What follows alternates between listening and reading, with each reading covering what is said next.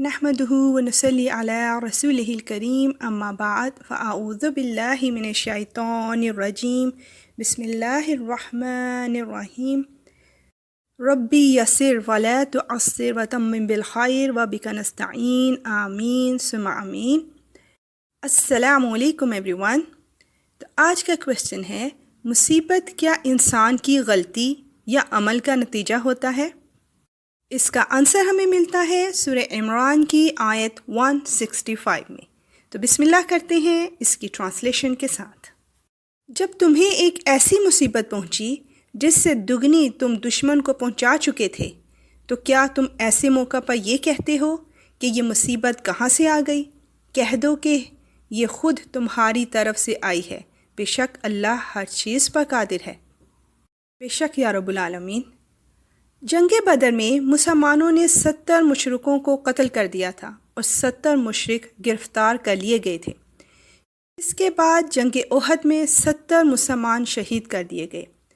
صحابہ تو خیر حقیقت شناس تھے اور کسی غلط فہمی میں مبتلا نہ ہو سکتے تھے، مگر عام مسلمان یہ سمجھ رہے تھے کہ جب اللہ کا رسول صلی اللہ علیہ وآلہ وسلم ہمارے درمیان موجود ہے اور اللہ کی تائید و نصرت ہمارے ساتھ ہے، تو کسی حال میں کفار ہم پر فتح پا ہی نہیں سکتے۔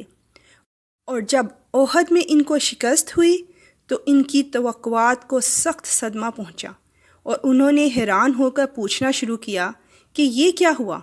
ہم اللہ کے دین کی خاطر لڑنے گئے، اس کا وعدہ نصرت یعنی فتح ہمارے ساتھ تھا، اس کا رسول خود میدان جنگ میں موجود تھا، اور پھر بھی ہم شکست کھا گئے، اور شکست بھی ان سے جو اللہ کے دین کو مٹانے آئے تھے۔ بہت سے مواقع پر اس طرح کے کویسچنز ہمارے ذہنوں میں بھی آتے ہیں۔ تو سنیں کہ اللہ تعالیٰ نے اس کا کیا جواب دیا۔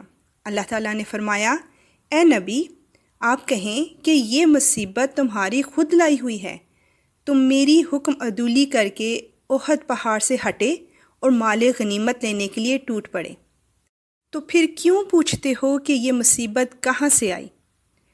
اللہ تعالیٰ ہر چیز پر قادر ہے، وہ چاہے تو تمہاری اس غلطی اور قصور پر درگزر کرے اور چاہے تو سزا دے، وہ چاہے تو فضل اور احسان کرے اور چاہے تو انتقام لے۔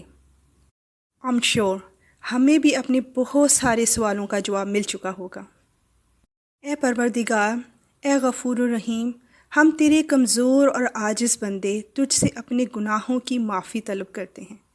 تو ہمارے صغیرہ اور کبیرہ تمام گناہوں کو معاف فرما اور ہمیں ہدایت والی زندگیاں عطا فرما، اور ہم سب سے کبھی نہ خفا ہونے کے لیے راضی ہو جا۔ آمین ثم آمین۔ اللہ رب العزت ہمارے سننے، سنانے اور اس کو آگے سینڈ کرنے کو قبول فرمائے اور اس پر عمل کرنے کی بھی توفیق عطا فرمائے، آمین۔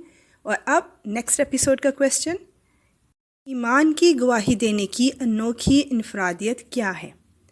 اب اجازت، وآخر دعوانا ان الحمد للہ رب العالمین، سبحانک اللہم وبحمدک، اشہد ان لا الہ الا انت، استغفرک واتوب الیک۔ السلام علیکم ورحمۃ اللہ وبرکاتہ۔